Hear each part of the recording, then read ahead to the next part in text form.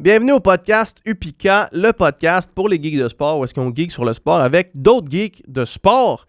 Cette semaine, je reçois une autre membre de la grande famille du Rouge et Or, Jessie Lacourse, qui vient tout juste de terminer sa carrière universitaire. C'est une coureuse, en fait, bien que son nom l'indique, c'est une pure coïncidence. Mais Jessie qui est venue nous parler, en fait, de tout son parcours, mais spécifiquement d'entraînement de course à pied. Je voulais comprendre un petit peu comment ça fonctionnait une saison pour une athlète d'athlétisme, en fait, parce que, comme vous allez l'entendre, la saison est divisée comme en trois. Il y a le cross-country qui commence la saison. Ensuite, on a la saison de course intérieure sur piste de 200 mètres à l'intérieur et finalement la saison extérieure. Fait que je voulais voir comment son training et sa planification d'entraînement à l'année fonctionnaient dans ces différentes périodes-là. Jessie, qui est une coureuse émérite, qui a fait plusieurs records du Québec, qui est une fille qui a fait rayonner l'Université Laval à travers le pays, à travers le monde entier, puis qui est une fille qui va être à surveiller pour toutes les compétitions, équipes nationales, championnats du monde et, évidemment, on l'espère, les Olympiques. Donc, je la remercie beaucoup de son temps. Le podcast est présenté par Upika. Upika, c'est une compagnie de suppléments de sport d'endurance. À l'heure où vous nous écoutez, là, j'enregistre ces podcasts-là avant, mais je vous lance le scoop, OK? Il y a une nouvelle saveur de Upika Endurance Plus qui s'en vient. Donc, la formule avec 100 mg de caféine. C'est cerise lime, OK? On a fait des tests, plusieurs tests, pour développer la deuxième saveur du Upika Endurance, parce qu'il y a le melon d'eau et là, celle-là. Et on est arrivé à cette saveur-là qui est un petit peu acidulée, mais pas trop. Un petit peu amère, mais pas trop. Un petit peu sucré, mais pas trop. Qui va vraiment jouer sur tous les secteurs de la langue et du palais. Et vous allez voir, c'est incroyable. Honnêtement, moi, je crois que c'est ma préférée. Je prêche pour ma paroisse. Je les aime toutes. Mais celle-là est vraiment, vraiment sa coche. Puis, elle va être en pré-vente. Au moment où vous écoutez le podcast, la nouvelle saveur est en pré-vente. La livraison devrait se faire la première semaine de mai. Donc, la pré-vente va se terminer d'ici une semaine et demie, 2 semaines, tout dépendant quand vous écoutez ça. Mais allez sur le site web upika.ca pour voir toutes les informations, en fait, à ce sujet-là. Et utilisez le code UPIKA, POD 2023 pour 10% de rabais sur votre prochaine commande. Puis en passant, qui dit pré-vente dit rabais de pré-vente. Fait qu'il va y avoir un 15% de rabais sur le sac de Upika Endurance Plus cerise lime. Fait que sautez là-dessus comme comment dire ça, Dom? Comme la lèpre sur le pauvre monde. Ça sonne moins hot un peu. Ça sonne moins hot, on va se le dire. Bref, allez voir ça. Puis je vous laisse avec cette conversation avec l'incroyable Jessie Lacourse.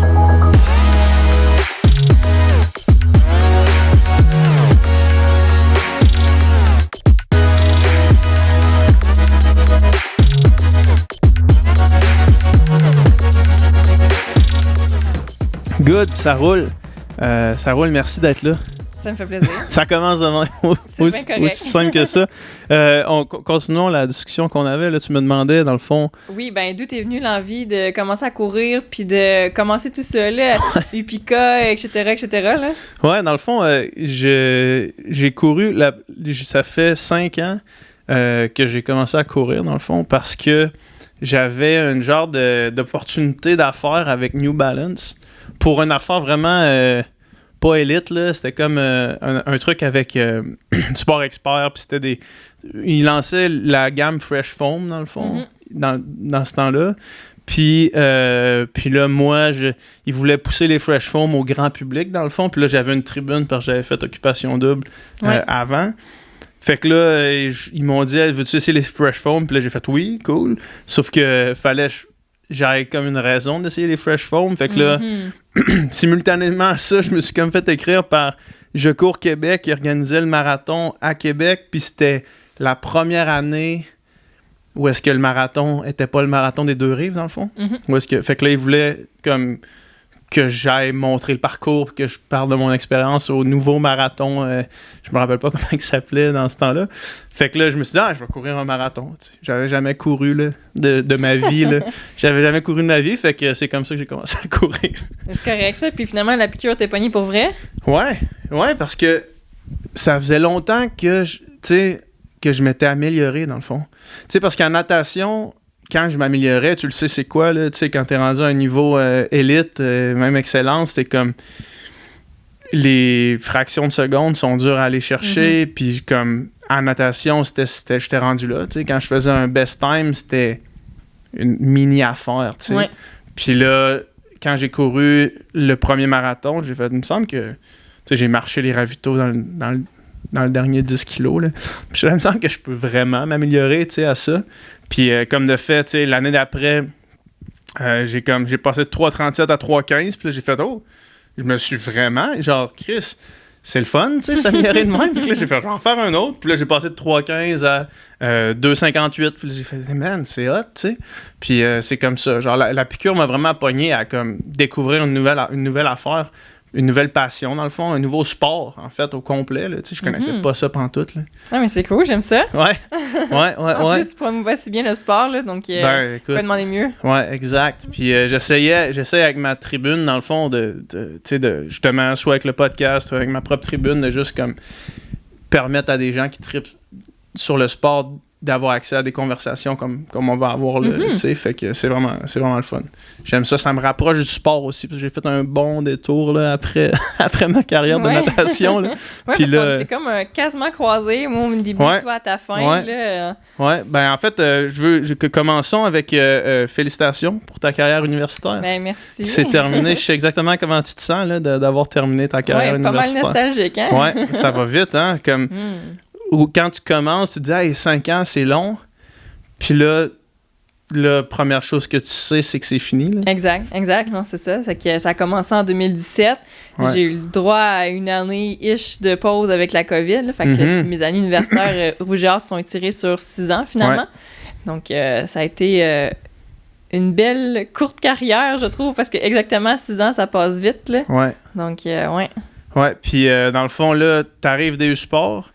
Ouais. De ce que j'en comprends, ça l'a pas été à tes attentes, non, si je ne me trompe pas. J'avais une inflammation des bronches là, qui a suivi après un rhume. Donc là, c'était vraiment triste, là, mais j'ai pas pu courir comme j'en ai l'habitude parce que je pouvais pas courir plus que qu'est-ce que mon corps pouvait me fournir. Là, je veux dire, mes poumons étaient malades, là, je peux pas rien faire. Là. Ouais. Puis j'imagine que, tu sais, dans les courses que toi tu fais, c'est quand même une zone où est-ce que les poumons, c'est la seule affaire que tu as besoin. Là. Ben, pas la seule affaire, mais comme c'est tellement important. Ah, ben oui, c'est sûr. Là, c'est un sport hyper cardiovasculaire. Fait que si les poumons, ils peuvent pas être à 100% là, ben même s'ils étaient là, je sais pas moi, 80%, ben là, le 20% d'extra, j'en avais besoin pour compétitionner, tu sais, à mon 100%. Puis ça a pas été suffisant pour que je sois capable de faire les courses que je voulais au U-Sports. Mais bon, j'ai eu... C'est triste, ça s'est terminé comme ça, mais il faut que je revoie l'ensemble de ma carrière universitaire parce qu'en réalité, je pense que c'est pas tant ces courses-là qui ont mal été que les gens vont se souvenir, c'est plus l'ensemble de l'œuvre. Ouais, vraiment. Puis, tu sais, l'avantage quand même d'un circuit universitaire comme le circuit sport, c'est que au-delà de la performance individuelle, tu peux quand même avoir du fun puis prendre plaisir à être au championnat, tu sais, puis de prendre du plaisir à avoir le succès de tes partenaires d'entraînement. Oui, pour vrai, tu l'as tellement dit, là, voir mon amie Emma gagner au 600 mètres en faisant le record des U-Sports, c'était beau à voir. C'était épique, ça. Ouais. Vraiment, voir un triplé, encore au 600, les triplés québécois, c'était vraiment hot à voir. Puis il y a plein d'autres performances qui sont données au niveau québécois de nos amis, de nos teammates. Fait que c'est le fun à voir, puis tu sais, c'est inspirant de voir que même si ça va pas nécessairement bien pour toi, ben ça va bien pour d'autres, puis il y a plein d'autres belles... Il y a plein d'autres choses qui arrivent, puis c'est le fun d'être content pour les autres aussi, là. Ouais. L'année avant, ben cette année, dans le fond, ça a vraiment été une grosse année pour toi. Ouais. Au niveau, tu sais, comme plusieurs records québécois qui sont tombés, puis comme c'était vraiment... Est-ce que tu es satisfait jusqu'à maintenant de ta saison? Ben oui, mais c'est sûr que la saison indoor, intérieure, ça s'est bien passé. Là. Comme tu l'as dit, plusieurs records intérieurs. C'est 1500, 3000. 3000, je l'ai fait l'an dernier. Ouais. Fait que 1500, miles, puis 5000. OK, c'est ça. Ouais, fait que tout dans ces distances-là. Ouais, fait que ça c'est... à l'intérieur, 5000 à l'intérieur. Ouais, c'est beaucoup tôt. Je me suis planifié un time trial sur 5 km. Dans le fond, là, je m'entraîne pour le marathon d'Ottawa. Là, les gens qui écoutent le podcast, ils m'entendent dire ça à tous les podcasts. Là. Mais je m'entraîne pour le marathon d'Ottawa. Puis, dans le fond, pour l'hiver, je voulais améliorer ma vitesse de base parce que... ma vitesse de base, ma vitesse max, si on veut, pour être capable de me donner du jeu pour descendre mon pace marathon, mettons. Fait que je suis parti sur un bloc d'entraînement pour 5 km, mais un petit peu plus long, là, en gardant quand même pas mal de millage dans le but de repartir pour le marathon. Mais je regardais où est-ce que j'allais le faire parce que il y a l'anneau de glace ici. Ouais. Sauf que c'est vraiment frais, puis genre, moi, je fais de l'asthme, fait que j'ai fait 2-3 crises d'asthme pendant mon build là-bas, où est-ce que je me disais, fuck, je pourrais pas le faire ici. Fait que là, je regardais pour la piste intérieure au PEPS. Puis là, j'étais allé faire un training à l'intérieur, puis là, j'ai fait, je peux pas faire ça ici, ça va être incroyable, ça va être débile. Là. Ça tourne serré, c'est ça l'affaire. Ouais, c'est ça. Ouais, les virages, c'est ça que j'ai trouvé, c'est comme, on dirait que t'as comme envie de sortir, là, tellement ça vire vite. Exact, puis c'est encore pire, là, les gars ils vont encore plus vite, là. Ben, les gars élites, là, ils vont vraiment, vraiment très vite, fait que pour eux, c'était vraiment difficile aussi. Je veux pas, moi, c'est un peu moins pire, là, je roule un peu moins vite, là, mais reste que c'est ça. Ça a été une grosse course, là, sur le mois de décembre, celle-là, là, fait que ça a été... j'avais hâte que ça finisse, là, j'avais hâte de finir mon dernier tour parce qu'elle veut pas... C'est quoi qui se passe? On en a parlé avec Charles Philibert Thibouteau il y a quelques semaines, mais lui, il le voyait plus dans l'optique de dehors, sur une piste de 400 mètres. C'est quoi qui se passe dans ta tête sur une piste de 200 mètres pendant le 5 kilos? Parce que mon expérience à moi, c'est que j'ai comme blackout jusqu'au dernier 800 mètres. Entre 3000 mètres entre 3000 mètres et 4002, mettons, là, pas vraiment de souvenir de ce moment-là. Je comprends. Mais je comprends, puis à un moment donné, ça devient comme un peu redondant aussi. Les tours se suivent et se ressemblent quand même pas mal. Là. Donc, oui, c'est sûr qu'on en oublie des bouts là, parce que c'est trop pareil. Là. Mais c'est sûr à quoi on pense. Je veux dire, je pense que l'idéal, c'est d'y aller un tour à la fois, là, de retrancher sa course en plus petits morceaux parce que je pense que genre... Charles même qui m'avait parlé de ça, là, si on se voit trop à la fin de la course, ben, à un moment donné, il faut que tu vives le moment présent puis que tu le cours le moment présent parce que si tu te vas tout à la fin, t'es pas en train de le courir le moment présent. Fait que c'est ça, c'est de le prendre petit bout par petit bout, décortiquer sa course puis si 5000 pour certains ça paraît court, ben pour d'autres ça paraît long. Fait que c'est ça. Pour moi 5000 indoor sur une piste de 200, je trouvais ça long pas mal plus que de le faire à l'extérieur sur route ou sur une piste de 400. Donc c'est ça, j'y allais un tour à la fois puis tu te concentres sur des petites choses puis c'est comme ça que tu réussis à passer au travers finalement de ton 5000 là, en un morceau. Qu'est-ce que tu veux dire que si tu te vois à la fin, tu cours pas le moment présent? Que faut que tu penses à ce qui se passe présentement et non pas à ce qui peut arriver, ce qui va se passer à la fin de ta course. Là. Je veux dire, t'as beau t'imaginer à passer à la ligne en faisant peu importe le temps, mais tu sais, faut que tu te concentres à rester au moment présent puis tu sais, y aller là où t'es rendu dans ta course et pas se dire, bon, ben, tu sais, dans 1 kilomètre, il va me rester tant de... Tu sais, vraiment se concentrer sur le moment présent puis tu sais, c'est ça. J'ai trouvé ça... Tu sais, moi, c'était la première fois que je faisais un effort comme celui-là, de 15 minutes, tu sais, 16-40, là, mais comme de ce range-là.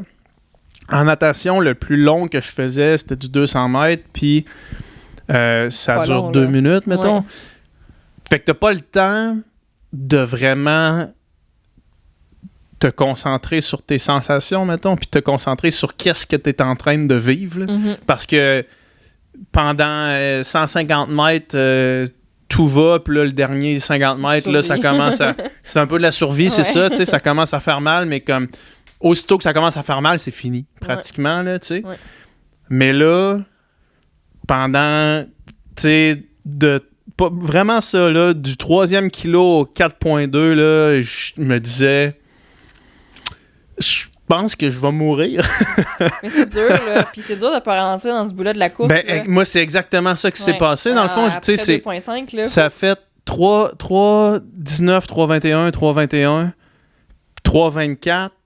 3,16. Fait que, tu sais, j'avais encore les jambes pour faire 3,21, 3,21, mettons, là. J'ai juste fait 3,24 parce que là, dans ma tête, c'était comme, man, il me reste 2 kilos de tout ça. C'est dur de se faire confiance, de dire, bon, ben, mon corps va être capable, tu sais, de continuer sur un pace de, comme tu dis, 3,20 plutôt que 3,24, puis de dire, bon, ben, je vais être capable de quand même finir fort à la fin. Fait que, tu sais, il faut vraiment se faire confiance, puis tu sais, t'as le temps d'y penser aussi. C'est ça, l'affaire.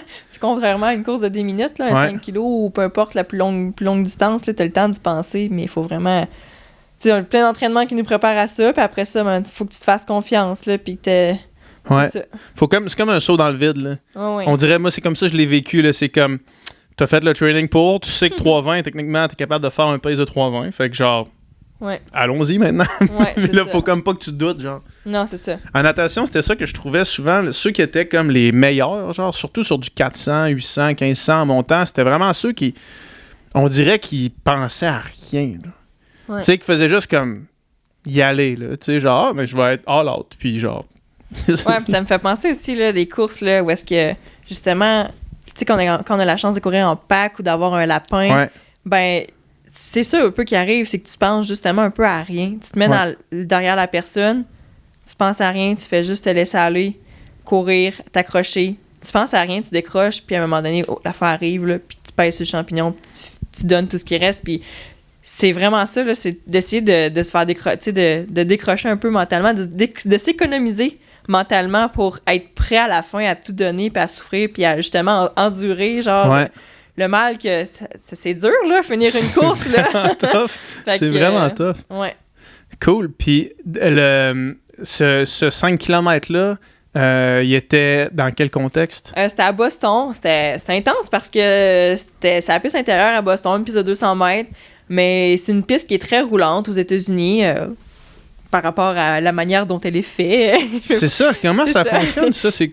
Ben en fait, c'est que c'est une piste qui est bankée, qui est courbée, là, dans les pentes, dans les courbes sont comme un petit peu sont en incliné, là. Puis c'est pas toutes les pistes qui sont... Non, au PEPS, pas toutes pareilles. Par exemple, au PEPS, ben les courbes, il y a des longues droites puis des très petites courbes, ce qui veut dire qu'on tourne moins longtemps, mais très abruptement. Tandis qu'à Boston, c'est un peu l'inverse. Les droites sont moins longues, puis les courbes sont moins serrées, plus arrondies. Plus rond qu'ovale, mettons. C'est ça, exactement. Fait que ça fait une piste qui est un peu plus roulante. Je pensais que c'était... Par l'inclinaison, par la surface, par le fait que les matériaux en dessous, je pense que tout est fait en bois, la structure.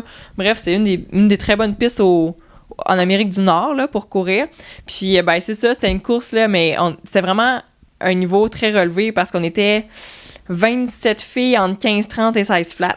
Mais 27 filles sur une piste de 200 qui roulent tout à peu près pareil. Chris, c'est du monde. Il y a du monde, puis c'était vraiment dur à courir parce qu'on veut tout courir dans le corridor intérieur, il y a tout pas de place, on n'arrête pas de tourner, et on n'arrête pas de se dépasser, de se refaire dépasser parce qu'on veut tout pas être trop loin, tu sais, mettons, d'un pack de l'avant ou peu importe de où est-ce qu'on veut être.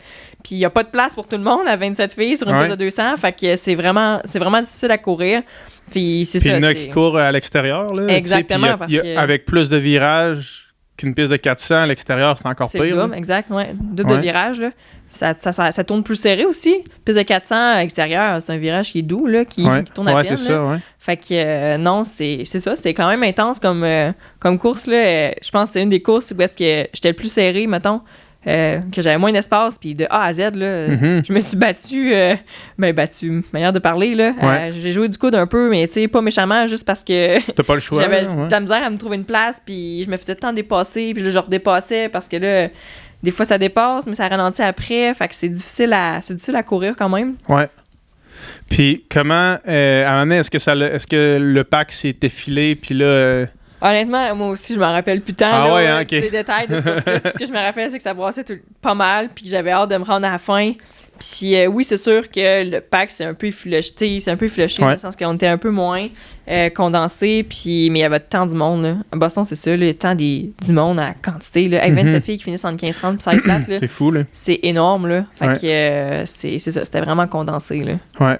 Puis toi, étant donné que c'est un PB, t'es à bloc, là, dans le fond, tout au long. Il y a pas de... Tu t'es-tu pacé un peu? Ou... Ouais, mais c'est ça, c'était dur aussi parce que dans le fond, je sortais... Oui, j'ai fait un PB, mais comme ça, je sortais d'une saison de cross-country où est-ce que, mettons, mes entraînements, toutes les distances que je faisais, c'était cadence 10 kilos. Fait que j'avais pas vraiment fait tant que ça du pace 5000. Fait sors la saison de cross-country, la fin de semaine, tu sais, je venais de faire le championnat canadien de 10 kilos en cross. Fin de semaine d'après, je me retrouve à Boston courir un 5000. Et c'est pour ça que je l'ai trouvé dur aussi, parce que, tu sais, mon corps était comme plus habitué. Ça faisait comme 3-4 mois que je faisais juste du pace 10. Un bon choc, là. Ouais, non, c'est ça. J'ai trouvé dur pour ça, mais probablement qu'il a mieux entraîné rendu au printemps, tu sais, entraîner sur des paces 5 kilos plus vite, ben là, je vais être plus à l'aise à courir sur des bases de entre 3,5 et 3,10 au kilo, sur 5 kilos, que de le faire tout de suite après une cross-country, où que j'ai passé la saison à courir, tu sais, pace 10 kilos, mais cross-country, fait que c'est encore une coche plus lent. Ouais. Tu sais, fait que c'est ça, c'est plus un 3,25, 3,30 au kilo, tu sais, pour un 10 kilos cross. Fait que non, c'est ça, c'est vraiment différent. Comment tu te prépares pour du cross-country? La question m'est venue pendant que tu parlais. Là. Comment c'est... Tu sais, parce qu'il y a quand même plusieurs spécificités là, au cross-country versus course sur piste ou même course sur rue. Tu sais, dans le sens, les surfaces instables, j'imagine. Ouais, c'est sûr que... Ouais, y a montées, descentes souvent. Ouais. C'est quoi la préparation pour un 10 km de cross-country, mettons, versus préparation pour un 10 km de route? Oui, ben c'est sûr que, mettons, on s'entraîne beaucoup à Québec, aux plaines. Ouais. On s'entraîne là souvent. On va aussi... sur le gazon. Exactement, directement sur le gazon. Donc, puis le cross-country, ça ressemble un peu à un parcours de terrain de golf, là. Fait que c'est vallonneux, côté un peu. Tu sais, les parcours des plaines, c'en est un bon, là. Ouais. Où est-ce qu'on fait que très souvent c'est que monter descendre. C'est quoi vous faites aux plaines, le parcours? Le parcours officiel, donc celui qu'on fait tout le temps d'année en année, on part en bas, on commence en tout cas le long des plaines en arrière, on monte, ça s'appelle la côte Martello. Après ça, on descend de l'autre côté dans des vallons, on remonte, on redescend, on remonte. Après ça, il y a comme un petit plat qui passe par-dessus, là où les réserves d'eau, là, c'est les réserves où c'est relativement plat. Puis ça redescend, puis ça recommence parce que c'est 4 boucles de 2. Parce que au provincial, le championnat provincial, par exemple, c'est 8 kilos, pas 10. C'est juste au Canadien que c'est 10 kilos.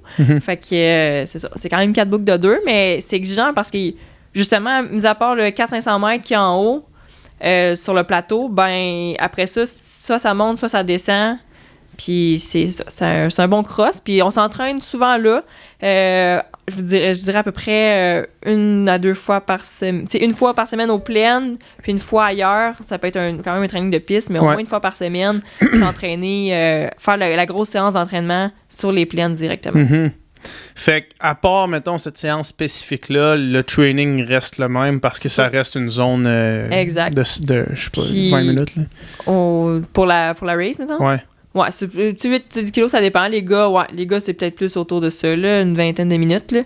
Mais, ouais, c'est ça. Sinon, le reste, c'est un peu plus de volume. Pour ma part, étant donné que 10 kilos, ben moi, c'est un plus... C'est à la limite supérieure. C'est ma limite supérieure. Fait que là, il faut que j'accumule un peu plus de millage versus, mettons, printemps, l'été, ben là, je m'entraîne plus en intensité. Fait que par exemple, mes trainings, ben là, je fais moins de millage, moins de volume dans mes trainings. C'est parce que c'est plus spécifique, c'est plus rapide, c'est plus des petites distances. Fait que là, je veux pas à l'automne, là, je vais cumuler plus de millage, là. À peu près 100-110 kilos au moins par semaine. Là.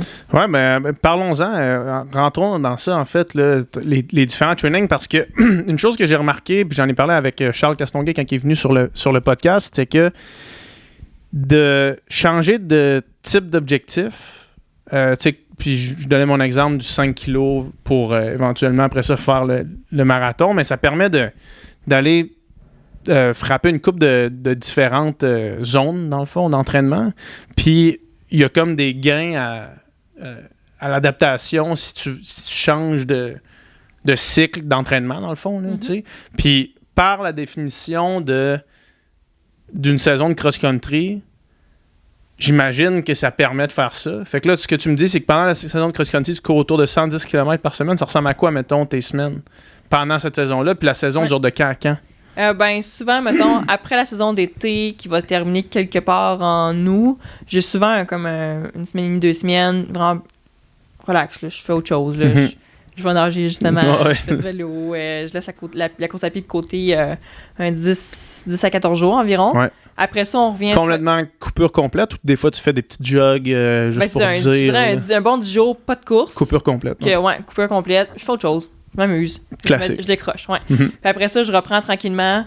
Puis rendu au début septembre, jusque c'est ça, dernière de novembre, où est-ce que habituellement il y a lieu le championnat canadien. Ouais. Ben, c'est toute la saison de cross. Fait que septembre, octobre, novembre, c'est là qu'on va faire plus de millage, qu'on va encaisser des trainings, où est-ce qu'il va y avoir 10 kg d'intensité, pace. Ça peut être de pace 15 kg à pace 5, Ouais. ça dépend. Là. Des fois, on finit à la dernière petite série vraiment plus vite. Là.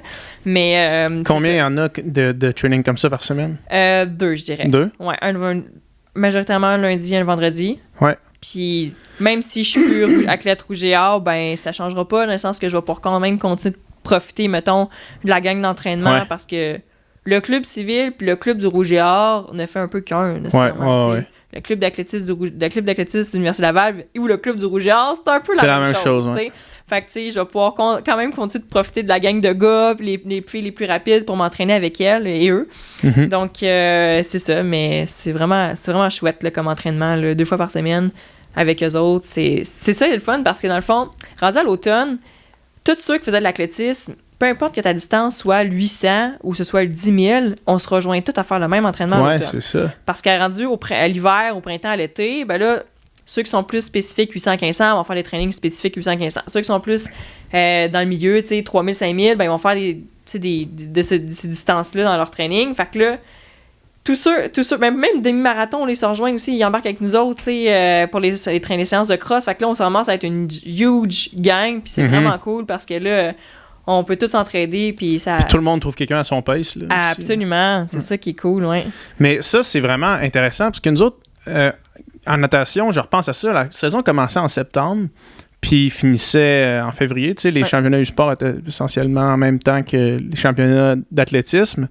Mais on n'avait pas l'espèce de saison de cross que vous avez. Tu sais, il n'y avait comme pas d'objectif à mi-terme, dans le fond. Une grosse saison. C'était une grosse saison, sauf que l'idée de, quand tu commences la saison, aller établir des bases d'aérobie puis de millage, c'est quelque chose qui est vraiment intéressant, parce que plus tu t'approches de ton truc, plus il faut que tu sois spécifique. Mais au début, tu peux commencer vraiment large. Puis là, vous autres, par design, c'est ça qui se passe, dans le fond. Ben, tu sais, on suit les saisons, puis c'est ça que ça fait ça, finalement. C'est vraiment cool, ça. Tu sais, même ceux qui font pas de cross-country, des fois, il y en a qui, tu sais, les coureurs de 800-1500, ils vont peut-être faire un cross ou deux dans l'année, mais tu sais, c'est tout, là, mais ils vont quand même embarquer dans ce training de volume-là, puis c'est ça, ça va nous faire une belle grosse game s'entraîner, parce que là, on est vraiment splitté, là. Tu sais, ces temps-ci, tu sais, pas tout le monde s'entraîne de manière spécifique. Ben oui, c'est ça. Puis ça veut pas dire non plus qu'on va faire les mêmes événements. Tu sais, tous ceux qui sont universitaires, ben, ils ont des fins de semaine avec beaucoup de compétitions, tu sais, versus ceux qui n'en ont pas, ben, ils vont pouvoir faire des build-up un peu plus longtemps. Fait qu'ils vont avoir pas les mêmes trainings non plus, parce qu'ils n'ont pas les compétitions en même temps. Mais en cross-country, tout est en même temps, parce qu'il n'y en a pas beaucoup, puis c'est juste du cross-country. Fait que c'est ça. C'est vraiment cool comme saison, là. Ouais. Fait que là, mettons, dans votre saison de cross, il y a ces 2 entraînements-là tout en groupe, puis le reste du temps, c'est-tu des jogs easy, chacun chacun chez soi? Ou... Ouais, c'est ça. Je te dirais que majoritairement, toute la gang, on a 2 séances par semaine, puis le reste du temps, c'est adapté selon chacun. Tu sais, peut-être qu'il va y avoir des gars, des filles qui vont avoir moins de millage, fait que ça va être plus allégé. Il y en a qui vont avoir plus de millage, fait que ça va en avoir un peu plus. Toi, tu fais quoi dans ce temps-là, mettons? Ben, dans le fond, si moi j'ai mettons, entre 90 et 110, ben, c'est sûr que moi, je vais avoir des journées, plusieurs jours dans la semaine où je vais doubler, faire double sortie de course à pied, versus il y en a d'autres que, tu sais, ça va être entre 50 et 70 parce que, tu sais, ils sont plus jeunes. Il faut respecter ça aussi, tu sais. Ceux qui arrivent du cégep ou qui ont commencé à courir au cégep, puis arrivent, ils peuvent pas faire tout de suite 90 kilos, là. Faut vraiment leur laisser le temps de se développer, puis de pas faire en sorte qu'ils se blessent, là. Fait que non, c'est ça. C'est... Quand tu fais 90, si tu fais des doubles, quand tu fais 90, c'est 5-10, genre? Non, c'est souvent... j'ai quand même une journée par semaine de congé. Souvent le jeudi. Fait que c'est ça. Ben, souvent, mettons, le lundi, j'ai une grosse séance. Fait que, à moins que je vais faire plus de millage, je fais une petite sortie le matin. Mais souvent, le lundi, c'est juste mon training. Mardi, double, plus ça peut être des 10-8, 10-10 avec une muscu. Mercredi, une plus longue sortie de entre 1h15, 1h30. Ça dépend, là, un peu plus. Ça dépend où je suis rendu dans la saison. Jeudi off, vendredi training. Samedi, longue sortie. Dimanche, une sortie plus courte. Dans le sens pour pas trop charger en vue du gros training, qui est souvent plus le lundi que le vendredi. Puis revenir aussi de la longue sortie, là. Ouais, c'est ça. Fait que le samedi, c'est la longue sortie. Puis le dimanche, on a comme un jog. Ça peut être un 10-12 kilos. sais, juste pas trop chargé pour le lendemain. Mhm. Être sûr qu'on fasse un bon training au lundi. Puis quand t'arrives, mettons, dans la saison d'athlétisme sur piste intérieure, après ce bloc-là de cross-country, qu'est-ce qui change dans ta semaine? C'est juste la spécificité des entraînements intenses? Majoritairement. Le reste semblable? Honnêtement, ça reste pas mal pareil. C'est ça, c'est que là, je vais descendre une couple de kilos parce que mes trainings, ben ça va être des trainings spécifiques. Fait qu'au lieu d'avoir 10 kilos d'intensité, là, on compte pas, quand je dis 10 kilos d'intensité, c'est vraiment la partie intervalle. Ouais. Place d'avoir 5 x 2, mettons. Tu sais, c'est ça. Au lieu d'avoir, mettons, c'est ça, 5 x 2, ben, tu sais, si j'ai... tu sais, je fais des 400, mais peut-être bien que je vais accumuler finalement 3, 4, 5 kilos d'intervalle. Fait que, tu sais, ça fait quand même 10... Ça peut faire un 10-15 kilos de moins dans la semaine. Fait que c'est vraiment plus là que ça vient supprimer. Mais en reste que la charge que le corps va encaisser, la charge d'effort, elle va être la même, là. Ouais. Fait que c'est... Plus je parle à du monde qui font de la course, plus je réalise qu'en course à pied, c'est sensiblement ça. Dans le fond, c'est rare le monde qui font plus que 2 trainings d'intensité par semaine. Ben en fait, j'en ai déjà fait avant 3 trainings d'intensité. Il y en avait un qui était plus petit que les 2 autres. Mais maintenant, on a commencé à miser davantage sur la qualité que la quantité. Mm-hmm. Fait que vaut mieux faire 2 vraiment bons trainings qu'en avoir 3 par semaine, mais en avoir un où t'es fatigué, puis que ça roule pas tant, puis que t'as pas vraiment travaillé en qualité. Là. Fait que, tu sais, vaut mieux en avoir 2, tu sais, de bonne qualité que juste... C'est ça. Ouais, puis aussi essayer d'éviter de se blesser, parce que la course à pied, c'est quand même un enjeu important. Là. Puis plus tu mets de l'intensité, plus tu as de risque de mettre des tensions sur tes tendons, sur tes muscles. T'as-tu déjà été blessé? Ah mon Dieu, oui. Ouais. Ben là, je pense que je connais pas de coureur qui ont jamais été blessé. Non, du c'est tout, ça. là. Hein? C'est vraiment difficile. On peut juste travailler assez de pas trop se maganer, mais je pense que je suis quand même une des chanceuses qui a pas été blessée sur une longue période de temps. Pas l'année passée en steeple, je me suis comme un peu... T'es tombée? Ben, je suis pas tombée, mais c'est juste que... ça, c'est l'année d'avant que je suis tombée, Okay. mais je m'étais pas fait mal en tombant. Mais non, c'est ça, c'est juste que l'année passée, dans la fosse, je m'étais comme coincée de quoi dans le pied. Les médecins sont meilleurs que moi pour l'expliquer, là, mais c'est comme un cartilage qui a comme été coincé, puis c'est vraiment long à guérir parce que justement... En tombant en fosse, en atterrissant dans la fosse. En atterrissant. J'ai pas tombé, j'ai atterri, mais ça a mal atterri, mettons. Fait que ça l'a vraiment endommagé, tu sais, un cartilage du pied, puis c'est dur à se recréer, à se refaire, à se reconstruire. Fait que ça prend des mois et des mois. Fait que là, cette année, on espère que ça va être correct, que je vais être capable de courir un petit peu comme... puis de faire un PB, là. Mais non, c'est ça, je suis quand même chanceuse. J'ai des petits bobos ici et là, mais rien qui m'empêche souvent de courir, là. Ouais. Le steeple, c'est vraiment bizarre, on dirait. Genre, moi, je me rappelle quand j'étais plus jeune, j'allais des fois sur la piste extérieure au PEPS, puis je voyais les trous, là, les fosses. Ben, la fosse, là, puis là, tu vois ça, puis là, je me disais tout le temps, à quoi ça... J'avais jamais vu une course de steeple avant. Quand je regardais les Olympiques, c'était tout le temps juste la natation que je regardais, ou tu sais, les sprints, toutes ces affaires-là. Puis là, à un moment donné, j'ai compris c'était quoi. Puis quand j'ai compris ça servait à quoi, j'ai encore moins compris pourquoi ça existait, là, tu sais. C'est quoi le... En fait, je sais pas, même pas c'est quoi ma question, mais quand t'arrives là, mettons, puis c'est parce que c'est une trappe d'eau, là. Ouais, exact. Dans le fond. Fait que tu te mouilles les pieds juste comme pour te mouiller les pieds, là. Mais dans le fond, ça dépend, tu sais, parce que pour ceux qui connaissent pas le steeple, c'est une course de 3000 mètres.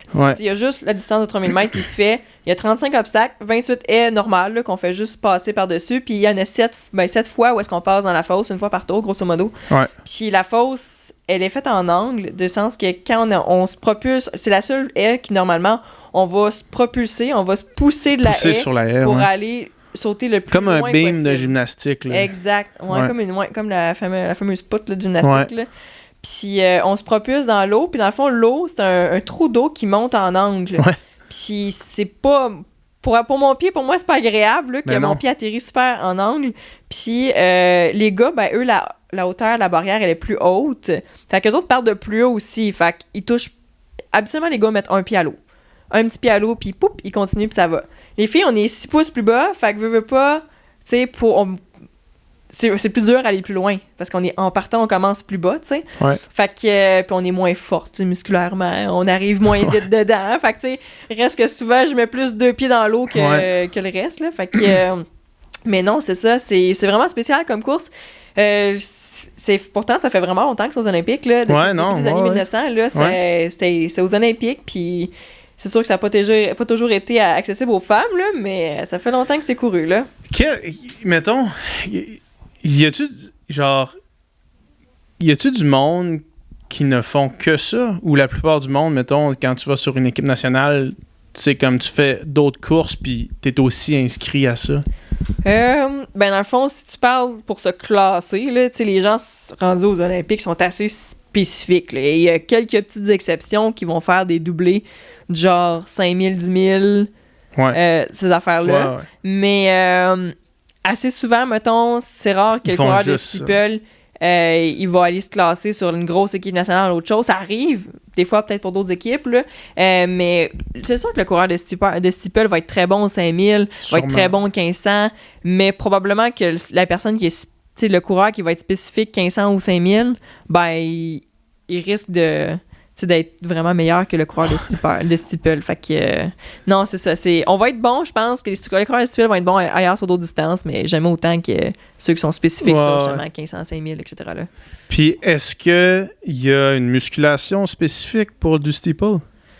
Ben c'est sûr que je veux dire, préparer à l'atterrissage des sauts, à être réactif quand on saute, après avoir sauté la haie, à être réactif à enchaîner le pas de course.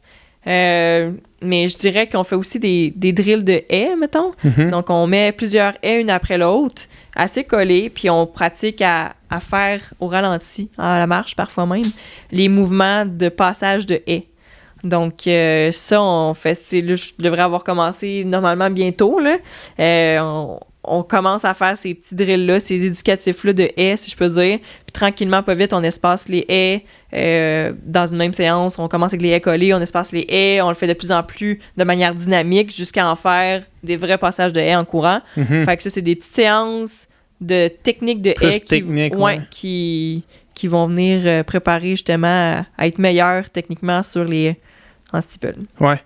Puis... ça, dans le fond, c'est une fois que la saison indoor finit, c'est une autre spécificité qui commence parce qu'il n'y en a pas des steeple indoor. Non. Jamais tu vas avoir une fosse intérieure. Jamais tu vas sauter. Tu sais, mis à part le 60 haies, il n'y a pas grand monde qui saute des haies. Ouais. Fait que ça une autre affaire encore quand la saison commence extérieure. Ouais. Tu as un autre changement dans ton training. Ouais, puis c'est le fun. Ouais, ben oui, c'est ça, exact. Le cross-country, c'est différent. On court sur un relief. Après ça, indoor, ben là, si je veux pas, on s'entraîne, on prépare la vitesse, puis tranquillement à être spécifique pour l'été. Puis rendu à l'été, ben pour moi, il y a le steeple qui embarque, fait que les drill de haies puis tout ça, mais c'est vraiment cool. Ça fait en sorte que mon année est comme divisée un peu en 3. Ben oui, c'est ça. 3 saisons. C'est tout le temps ça, dans le fond. Exact. Ça roule comme ça, ouais. Est-ce que vous prenez une pause entre le cross-country puis le indoor ou non? Oui, ben ça va dépendre des gens, mais généralement, tu sais, sans que ce soit une aussi grosse pause que la pause estivale là, de genre 10 jours, c'était peut-être des fois un 3-4 jours, tu sais, juste off pour comme... après ça, repartir. Puis ça laisse comme une semaine et demie plus mollo, plus tranquille avant de repartir. Tu sais, recharger les batteries. Tu sais, les bobos aussi, ça aide. Là, justement, après les U-Sports, je me suis arrêtée comme 4-5 jours. Après ça, je repars tranquillement. Ben, ce 10 jours-là, plus mollo, ben, ça a vraiment permis à mon corps de prendre du repos. Puis, tu sais, les petits bobos, il y en a quelques-uns qui... ils ont disparu, là, tu sais. Fait que, non, ça fait du bien. Ça fait du bien. Puis, tu sais, il y a à peu près 2 petites pauses dans l'année, puis une plus grande, je dirais. Ouais. Il y a 3 saisons. Fait que ça fait le tour, là. Ça fait le tour de l'année. Ouais. Puis, est-ce qu'il y a, à part d'ajouter, justement, de quoi de technique comme les steeples, est-ce qu'il y a une différence entre s'entraîner pour pour une piste de 200 mètres puis s'entraîner pour une piste de 400 mètres? Tu veux dire, entre faire des entraînements sur une piste de 200 et une piste de 400? Ouais, non, mais dans le sens, dans ton plan d'entraînement, quand la saison extérieure arrive, à part ajouter le steeple dans le build, y a-tu autre chose qui change entre les deux entre les deux saisons? Pas tant, non, je te dirais pas pour moi. Peut-être que pour d'autres, oui. Peut-être qu'il y en a que leur distance, c'est pas les mêmes intérieurs qu'à l'extérieur. Ouais, il y a ça. Tu sais, moi, ma distance... Ça reste la même. C'est ça, à l'intérieur, je vais courir partout ce qui est autour de 3000. Je suis assez polyvalente, je dirais. Là, je cours de 1000 à 5000 indoor. Ouais. 3000, c'est mon dada. Fait que rendu dehors, 3000 steeple, 3000 plats de indoor. Ça, c'est pas mal semblable. Là. Ouais. À quoi ça ressemble vos entraînements de préparation physique spécifiques à la course à pied? Mettons vos entraînements de muscu. Là. En muscu? Ouais.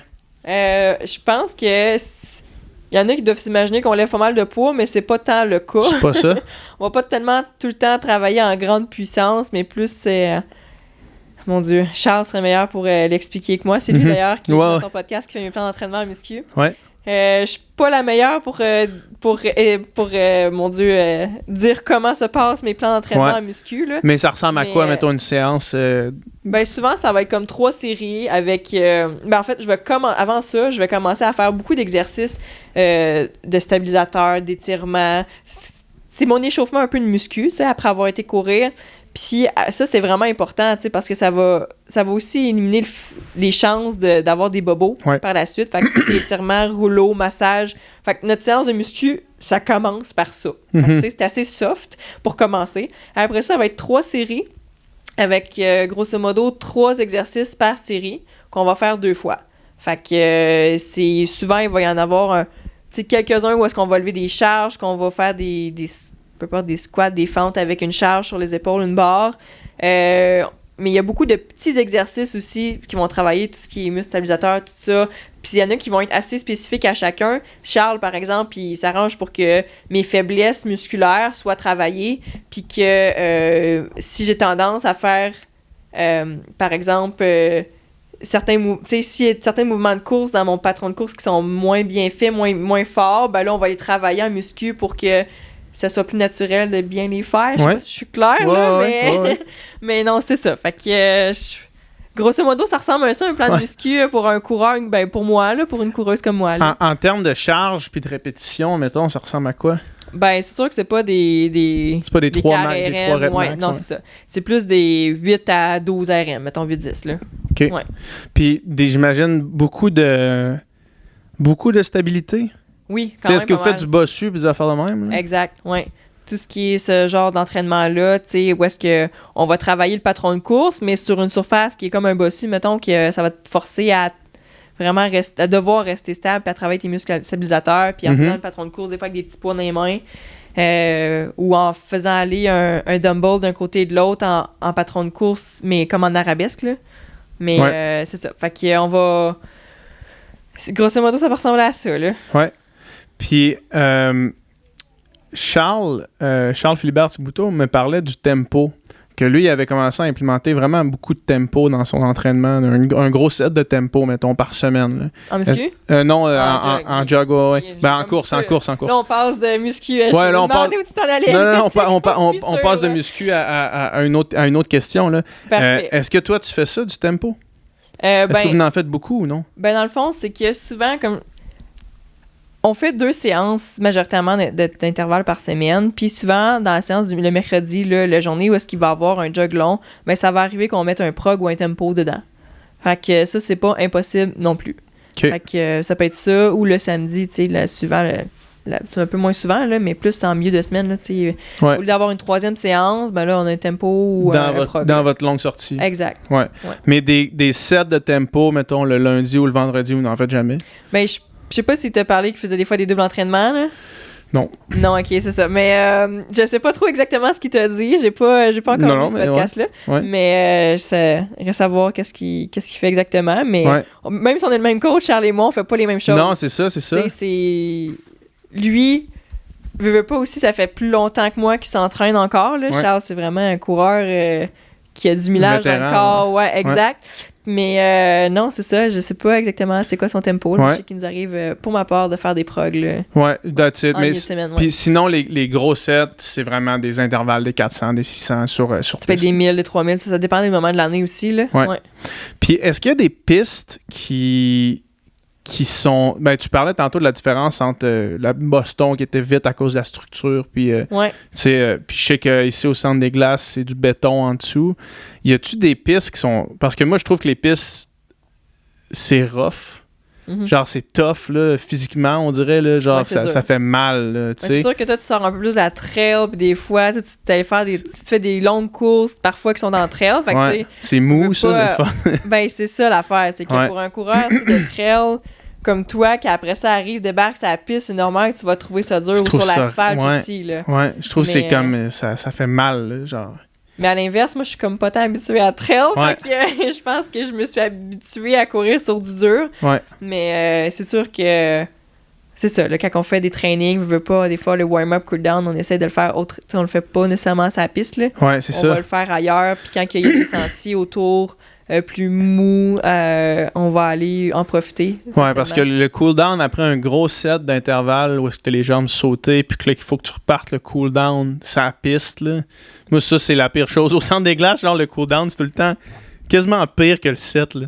Je fais le set, là, je suis sauté, puis là, c'est quand il y a 2 kilos de jog là-dessus, là. Genre, puis là, tu cours, puis c'est pénible, là. Genre, il n'y a rien de le fun dans comme le cool-down, là.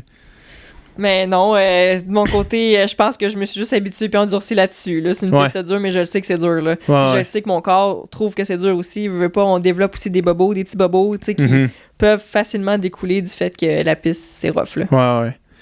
Qu'est-ce que tu fais pour récupérer? Comment tu t'assures de bien récupérer, que ce soit entre les séances, que ce soit tout de suite après, ou c'est quoi tes trucs? Parce que je sais que dans une carrière, tu en développes plein. Là. Moi, j'en avais plein d'affaires que je faisais qui me rendaient bien, tu sais, puis que ce soit, quand je nageais, je prenais des fois un long bain chaud, là, genre 3 fois par semaine, mettons, chez nous, là, tu sais, puis je louais des appartes en fonction du fait qu'il y avait un bain ou pas, mettons, puis ça me faisait me sentir bien, puis je sais pas si ça servait vraiment à quelque chose, mais moi, ça marchait pour moi. C'est quoi tes stratégies? Moi, je dors.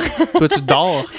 C'est la meilleure chose à faire. Un athlète qui va dormir trop peu, pas assez, ben il va avoir plus tendance à se blesser puis à moins bien récupérer. Fait que, tu sais, moi, je veux dire, depuis comme 1 an et demi, 2 ans, tu sais, j'essaie de me coucher un petit peu plus tôt, puis tu sais, je me réveille quand même pas trop, tu sais, de me coucher, mettons, des fois à 9h30, 10h, plutôt qu'il y en a qui vont avoir tendance à se coucher à 10h30, 11h, ben, tu sais... C'est 1 heure là. Tu sais, c'est déjà 1 heure de plus là, faire des siestes.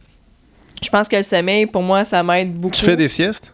Oui, ben, tu sais, quand que je sais que je vais avoir des fois une séance d'intervalle qui va être un peu plus tard en journée, tu sais, des fois, ça arrive souvent qu'on a une séance en fin de journée, là, à 4h30, 5h, ben, faire une sieste après le dîner, ça va me redonner de l'énergie pour comme assez pour pas arriver fatigué de ma journée en commençant le training. C'est quand même, ça. Moi, je me rappelle toutes les fois où est-ce que je voyais de l'athlétisme, justement, tu sais, moi, je sortais de mon training, mettons, à 5h30, ça finissait, puis je voyais que les trainings d'athlétisme commençaient ou étaient à peine commencés, mettons, quand moi je finissais. Puis je me suis toujours dit, me semble que t'as ta journée dans le corps à 5 heures, là. Me semble que c'est tough d'aller générer de l'intensité en une fin d'après-midi, là, tu sais, puis comme, c'est comment, quand tu dînes, genre, t'as juste pris une collation entre le dîner, puis... Ben, ça dépend à quelle heure commence, là, mais si j'ai tu sais, je veux dire, habituellement, c'est 4h30, 5h, 5h30, là, que ça commence, là, ça dépend des moments de l'année, là, mais, tu sais, je dîne correct comme faut, puis, tu sais, à la limite, je reprends peut-être une petite collation 1h30 avant le training, parce que, justement, des fois, les trainings de cross-country, là, ça dure longtemps, là. Ouais. Tu sais, on peut être parti, on part du PEPS en joguant, on s'en va aux plaines, c'est 5,5 kilos à peu près. Faire les éducatifs, tu sais, le moment de toilette, d'explication du training, commencer le training, les pauses ici, là, ça, tu reviens. Puis là, ben, il y a quasiment 3 heures qui est passé, là, un bon 2h30 en fait. C'est ça, hein, c'est un bon 2h30 qui est passé. Puis, tu sais, si t'as juste dîné à midi, puis que là, t'as commencé à 5h, puis t'as fini à 7h30, ben là, t'es dans le rouge. Tard, là. C'est ça. Fait que, tu sais, c'est pour ça que, tu sais, il faut justement... Je fais une petite sieste quelque part. Tu sais, ne serait-ce que de me coucher 20-25 minutes, là. Des power naps, là. Ouais, c'est juste pour dire que j'arrive pas fatiguée en commençant le training. Pas des 2 heures de sieste parce que tu te réveilles et tu sais honnêtement, pas 1 heure, t'es où, c'est là. beaucoup trop, là. Tu sais, justement, tu te réveilles, c'est pouté, là. C'est ça. Mais non, c'est ça. Puis d'apprendre aussi à bien gérer son alimentation, là. Ouais. Tu sais, qu'est-ce que tu sais que tu vas manger qui va te donner... qui va donner l'énergie que tu vas être capable de bien digérer aussi. Par exemple, avant un training, ben, tu sais, souvent, je vais manger des petites céréales granola avec une compote ou quoi de genre. Tu sais, quelque chose qui est facile à digérer, qui va me donner assez d'énergie, assez de glucides pour comme fait tout mon training. Puis tu consommes-tu, tu sais, tu dis des fois t'es parti pendant 3 heures, 2h30, 3 heures sur les trainings cross-country, tu manges tes affaires pendant? Non, tu c'est rare, t'alimentes-tu, non? Mais non, dans le sens que j'ai pas nécessairement besoin, parce que tu sais, si je prends une collation à 3, 3,5, puis que le training est à 5, tu sais, je vais être correct, là. Mais tu sais, je vais arriver. Tu vas quand même puiser dans tes réserves, là. Surtout si tu fais de l'intensité, dead, là. Ouais, quand je reviens, je suis un peu dead. Ouais. Tu sais, ça pourrait pas être plus long nécessairement, sinon j'aurais à comme trouver un moyen de m'alimenter un peu plus, là. Ouais. Je suis pas encore rendu là, dans le sens que je fais pas encore, mettons, des trainings de demi ou de marathon, tu sais. Fait que ça, je pense, ce côté-là, j'ai pas encore à l'expliquer. Le plus loin que tu vas, c'est 10 kilos d'intensité, dans le fond. Ou peut-être un petit peu plus que ça. Ben, dans le sens, au total, la séance, non, mais dans le sens. Mais une vingtaine de kilos. Ouais, c'est ça. 20-25 kilos de training. Fait que oui, tu sais, ça. C'est pareil, là. Ouais, c'est ça. Fait qu'avec de l'eau, sans manger, c'est du fait. Pareil, ouais, c'est ça. Mais je me rappelle une fois, j'étais partie de chez nous, tu sais, pour un 25 kilos, 25-26, je pense que c'est une des fois où j'ai eu de la misère. Là, c'est les 4 derniers kilos, j'ai eu de la misère. Mais tu sais, j'avais pas d'eau. Ouais. Pas rien. Fait que, tu sais, 25-26 kilos, pas d'eau, pas rien. Ça va beau être une belle température, tu sais, d'un beau petit 17 degrés. Beaucoup, là. Et j'ai manqué, là. Mon corps a manqué, puis il a fallu qu'il ait épuisé loin parce que ça avait beau être juste un jog. Mais tu sais, 26 kilos, t'es parti pendant presque 2 heures. Normalement, après 1 heure... Faudrait que tu fuels avec quelque chose. Exactement. Après 1 heure, il faut que tu fasses de quoi parce que... C'est ça. J'ai manqué d'énergie dans mes 15 puis... Après 1h45, je manquais de gaz. Là. Puis ça fait que c'est dur de revenir de ça aussi quand tu vas loin de même. Là. C'est ça, exact. Ouais. Je me rappelle des journées de camp d'entraînement à natation où est-ce qu'on était vraiment sous-alimentés. Là, puis t'arrives à la fin, t'as comme 2 entraînements de 2 heures, 2 heures et quart à peu près là, dans ta journée, plus une muscu quelque part là-dedans quand t'es en camp d'entraînement vraiment au gros soleil. Puis des fois, c'était genre, tu faisais 2 gros crises d'entraînement, puis là, 3 jours à te remettre de ça. Genre, juste 3 jours, t'es tellement allé loin, là, tu sais, puis le feeling de manquer d'énergie, là, c'est le pire feeling au monde, là, tu sais, de comme, t'as l'impression qu'il n'y a rien que tu peux faire qui va être bon, genre, t'es en muscu, puis c'est comme, t'as l'impression que la barre va s'écraser sur ton chest, là. Ah non, c'est pas le pire feeling.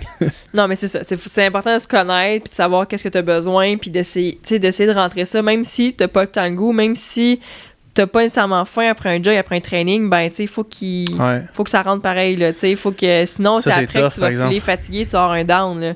Fait que non, c'est ça. Ouais, ça c'est tough, se forcer à manger quand t'as pas faim, là. Ouais. Comme là, juste avant de venir ici, j'étais sur le tapis, puis j'ai quand même fait un gros training sur le tapis, j'ai fait, c'était 8, 5-4, pace marathon avec 1 kilo de jog pas vraiment easy au milieu, là, un genre de kilo à 4,26. Fait que pour moi, c'est pas facile faire ça. C'est juste pour descendre les pulses. Puis là, j'avais 1 heure avant de venir ici, mettons. Puis là, je me suis goinfré, mais j'avais pas faim. Là. Il a juste fallu que je mange, juste me forcer à manger. Là. Est-ce que tu fais du tapis? Oui. Ben en fait, depuis comme que j'ai emménagé avec mon copain, il y a 1 an et demi, il y avait un tapis, fait que l'hiver, je sors moins dehors. Ouais. Mais sinon, dès qu'il fait beau, là, je suis dehors. Là. Puis est-ce que ça change quelque chose? Ben, je pense pas pour moi. Là, t'as rien remarqué que ça a changé? T'as pas... Ben, tu sais, je mets un peu de pente, là, je mets un peu d'inclinaison tout le temps, je fais juste sur le tapis. Puis non, pour vrai, je te dirais que quand, mettons, cet automne, j'avais 2 stages en même temps, des cours, ça me sauvait un peu de temps des fois de juste aller sur le tapis plutôt que commencer à m'habiller, tu sais, en novembre, là, à t'habiller en hiver, tout ça. Ben, ça le fait encore courir dehors, juste que des fois, ça prend un peu plus de temps puis de motivation, tout ça, que juste... J'allais sur le tapis, moi j'étais bien sur le tapis. En dedans, là, ouais, fait que c'est ça, oui, je vais sur le tapis, puis moi j'aille pas ça nécessairement. Fait que, puis je trouve que ça fait la job, puis des fois, l'hiver avec les surfaces glissantes, surfaces instables, avec la neige, tout ça, il y en a même qui vont se blesser, puis que le tapis, ça va être une recette pour éviter de se blesser. Fait que... Ouais, moi c'est exactement ça qui s'est passé. L'année passée, j'ai couru, je faisais mes intensités dehors. Puis, tu sais, des intensités je faisais pas des 200 à bloc, là, mais tu sais, je faisais des 4 kilos, mettons, pace de marathon, puis ces choses-là. Puis, j'ai pas pu courir en février parce que je me suis blessé. Genre, mes chevilles, c'était même pas... je me suis même pas flippé une cheville, c'est juste que à force d'être comme mis à l'épreuve, à comme devoir tout le temps essayer de me stabiliser, mettons, là, ma cheville a amené, je me suis réveillé un matin, plus capable de marcher dessus, genre. plus du tout capable. Ça m'a pris 1 mois à revenir de ça. Puis là, cette année, j'ai fait fuck off. Toutes mes easy, je vais les faire dehors. Tu sais, mettons des jogs relax de 1 heure, je vais aller dehors, puis je vais prendre mon temps, puis je vais être en zone 1. Mais tout ce qui est plus vite, ça va être sur tapis, puis aucune blessure, rien à signaler. Là. Tant mieux. C'est une bonne solution. Est-ce que, pour rester dans la thématique de la récupération, on saute un peu du coq à l'âne, mais c'est parce que tu parles, puis genre, il y a des questions qui me viennent. C'est bien correct. Est-ce que tu te roules sur des rouleaux ou avec des rouleaux à main, mettons? Oui, ben sur le rouleau ou avec une balle, majoritairement. Oui, on a en plus la chance de temps en temps aller. Charles Castonguay nous anime des séances, on appelle ça la séance de récupération. Mm-hmm. C'est plus une séance yoga, étirement, roulage, qui nous montre un peu comment se rouler et tout ça. Fait que oui, quelques fois par semaine, la balle, le rouleau sont jamais bien loin. Avant les muscu, justement, ça fait partie aussi de la séance d'échauffement muscu. Ouais. Donc oui, assez souvent. Activation, là. Oui, à des ce fois. niveau-là, ouais, tu sais, même avant les trainings, les gros trainings, on sort la balle, le rouleau, on commence à s'activer un peu plus pour être sûr d'être vraiment bien prêt rendu au training. Là. Mm-hmm. Puis une fois que, en termes d'échauffement pour ces trainings-là, mettons, là, tu fais ça, tu fais un petit peu d'activation, tu fais un jog, j'imagine que vous faites plein d'éducatifs juste pour essayer de... Tu sais, un genre de 10 minutes d'éducatif avant des intensités ou non? Oui, absolument. Donc, pas... Les jogs, non, là, dans le sens que je vais pas faire les éducatifs avant un jog, mais comme... Est-ce que tu fais un warm-up avant un jog? Non, pas un jog. Non, un jog, mettons... Dans le sens que ça peut arriver que je vais commencer le premier kilo plus mollo, 2 kilos, tu sais, ça plus mollo, mais comme... mais tu commences pas à t'étirer puis à faire des warm-up pour... je veux dire, il va y avoir quelques exercices que je vais faire avant les jogs. Pour des fois, c'est des exercices qui vont me préparer, qui vont activer certains muscles qui sont tendance à être... À s'endormir, là. Ouais, tu sais, qui vont être plus faibles. Fait que, tu sais, juste les réveiller avant de partir courir. Des fois, après ça va éviter un peu les bobos, les blessures. Mais sinon, mettons, pour revenir aux éducatifs, grosso modo, c'est plus une séance d'intervalle où est-ce qu'on va, comme, faire notre warm-up 20 minutes, une vingtaine de minutes. Après ça, faire nos éducatifs, puis la séance d'intervalle. Après ça, le cool-down. Ouais. Puis les éducatifs, est-ce que ils servent aussi à développer des patrons de course plus efficaces? Mm-hmm, absolument. En natation, c'était ça qu'on faisait. On faisait des éducatifs pour essayer d'améliorer notre technique, mais j'imagine qu'en athlétisme aussi. Oui, exactement. Fait que probablement que t'en fais aussi là, avant tes trainings d'intervalle et tout ça. Là. Ouais. Fait que ça doit être assez semblable. Là. Souvent, on voit les coureurs là, s'échauffer, faire des pas chassés, des griffes au sol, toutes sortes d'éducatifs là, qu'on fait, là, puis ça dure une dizaine de minutes, puis on fait une coupe d'axel au travers, puis on se met prêt à pousser fort la machine pour le training, là. Ouais, parce que commencer direct dans le rouge, c'est tellement tough, là. Ah oui. Tu sais, mettons, faut que tu amènes tes pulsations hautes une couple de fois avant de commencer ton training, exact. Sinon, la première rep, là, c'est ça, moi, c'est ça, je trouve, là, la première rep te pète plus que la deuxième. C'est ça, exact. Ouais. Ça te pète plus que la deuxième, puis genre, ça te coûte tellement cher que la première rep soit dure de même, tu sais, alors que c'est supposé être la plus facile, là, dans le fond. Exact. Ouais. La course à pied, ça a cette spécificité-là que la natation n'avait pas, qui a un circuit de course sur route qui est assez incroyable. Oui, si tu veux courir sur route, tu peux courir partout dans le monde, à tous les jours de l'année, mettons. Ouais, toi, la course sur route, c'est quoi la place que ça a dans ta pratique de sport actuelle, puis dans comment tu entrevois le futur maintenant que ta carrière universitaire est terminée? Là? Ben, la course sur route, c'est là où, pour moi, tout a commencé, là. Ouais. Avec le cross-country, là, pas mal ensemble. Là. Je faisais pas d'athlétisme avant de faire de la course sur route puis du cross-country. Fait que, tu sais, je veux dire, encore... Tu sais, j'ai eu beaucoup de plaisir en commençant... Tu sais, j'ai développé mon plaisir à la course à pied en commençant à faire de la course sur route. Fait que, je veux dire, à chaque fois que j'ai l'occasion de pouvoir aller faire une course sur route qui cadre bien, tu sais, sans en faire 10 par année, tu sais, je vais en faire 1 ou 2 par année. Puis, ça, pour moi, c'était un plaisir, c'est le fun. On dirait que c'est une ambiance qui est moins... On dirait qu'on ressent moins la compétition. Mm-hmm. Tu sais, monsieur, madame, tout le monde qui vient courir, vient se dépasser, va le faire dans le plaisir, sans trop se stresser par rapport à son résultat, juste pousser la machine. Puis, tu sais, des fois, on dirait que faut revenir un peu à ça pour apprécier d'autres courses qu'on va faire en athlétisme, parce que là, on vise des temps, faut aller vite, on s'en va à, je sais pas moi, en Californie faire une grosse course, puis là, on stresse tellement avec ça que ça revient les courses sur route, puis c'est le fun, c'est plus relax. En tout cas, pour certains, ils vont me dire hey, c'est pas relax pantoute, mais tu sais, pour moi, je revois tout le bonheur de courir, puis le plaisir de s'accoter, puis que tout le monde se fait mal ensemble. Au même niveau, là, tu sais, la madame en arrière ou le monsieur en arrière se font aussi mal que toi, ça va être ils se font mal plus longtemps même, probablement. Exact. Oui, la madame qui va courir en 35 minutes son 5 kilos versus moi en 15-16 minutes, ben c'est aussi un challenge, ouais. C'est exactement, je comprends qu'elle va courir plus longtemps puis elle va se faire pas mal plus longtemps, là. Ouais.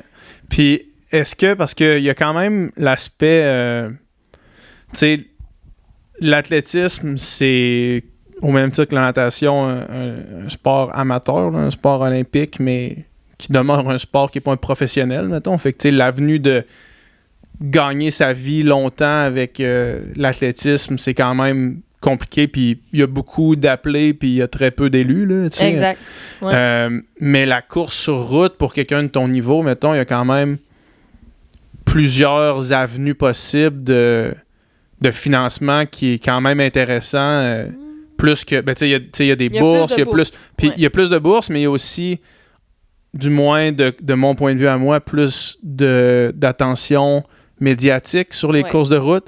Puis l'attention médiatique, c'est souvent ce qui peut amener aussi des partenaires privés, des sponsors, dans le fond, tu sais, parce que c'est un sport qui touche plus de monde que l'athlétisme. C'est là que tu vois un peu, tu sais, monsieur, madame, tout le monde va pas tant faire des courses à la piste, mais ils vont aller faire des courses sur route. Fait que c'est vraiment là que tu peux voir, wow, OK, elle ou lui, il se détache, il est bon, il est solide. C'est ça. Il vient de faire la même course que la majorité du monde, on vient de faire le même parcours, mais viennent de la faire comme 5 minutes plus vite que tout le monde, tu sais, que la moyenne du monde, tu sais. Je veux dire, c'est là que tu te fais vraiment remarquer par rapport à la masse, à la population, puis c'est ça qui fait en sorte que tu as plus, je pense, de possibilités, là, ouais, c'est ça. Puis tu as plus d'opportunités aussi d'affaires, là, tu sais, de commandites, puis ces choses-là. Toi, c'est-tu quelque chose qui t'intéresse de comme aller plus vers la course sur route éventuellement, ou toi, tu te dis, moi, je pousse. En fait, c'est quoi?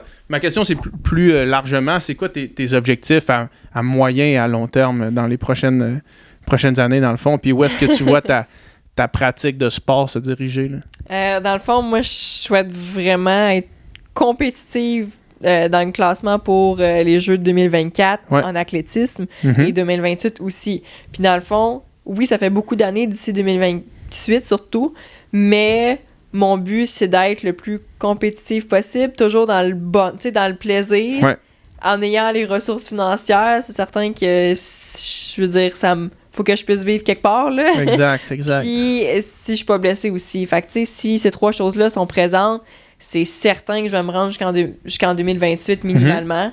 Après ça, ben là, je vais avoir 31 ans. Fait que là, peut-être bien que je vais vouloir avoir des enfants puis faire plus de la course sur route ou peut-être, tu sais, je sais pas. Tu sais, je veux dire, je vais voir, mais c'est certain que la course, je veux garder ça plus possible près de moi puis, tu sais, longtemps, là. Fait que j'ai l'intention d'en faire d'un bon niveau en athlétisme. Jusqu'à temps que je sois pas tannée, là, que je sois heureuse. Jusqu'à temps que ça te tente de le faire. Oui, puis que mon corps va suivre. Puis est-ce que...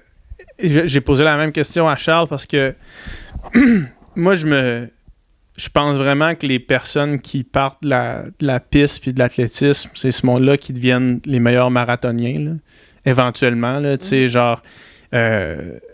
Eliud Kipchoge est arrivé 2e sur 10 kilos sur piste aux Olympiques, là, tu sais, fait que genre, le meilleur marathonien au monde, c'était un gars qui vient de l'athlétisme, là, tu sais. Toi, c'est-tu quelque chose qui éventuellement t'intéresse ou ça te parle pas du tout, mettons, allonger la distance jusqu'à demi, jusqu'à marathon?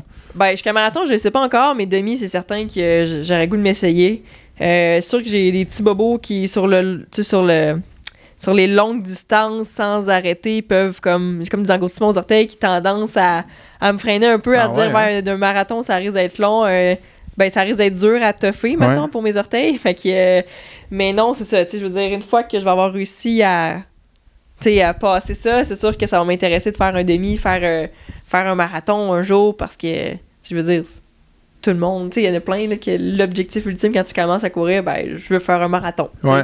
C'est comme la distance que tous les coureurs se donnent finalement en objectif. En objectif, là. Mm-hmm. Fait que c'est ça. Puis c'est probablement vraiment plus facile quand t'as une biomécanique qui fonctionne bien, mettons, puis que les gens de track puis d'athlétisme ont une biomécanique qui fonctionne bien la plupart du temps. Là. Ben oui. T'sais, moi, je pars pas de là pantoute, fait que ma biomécanique est nulle à chier. Fait que genre. Ben, mets-moi dans l'eau, là, ça va ressembler à ça. Ben, tu vois, c'est ça, là, tu sais. Fait que genre.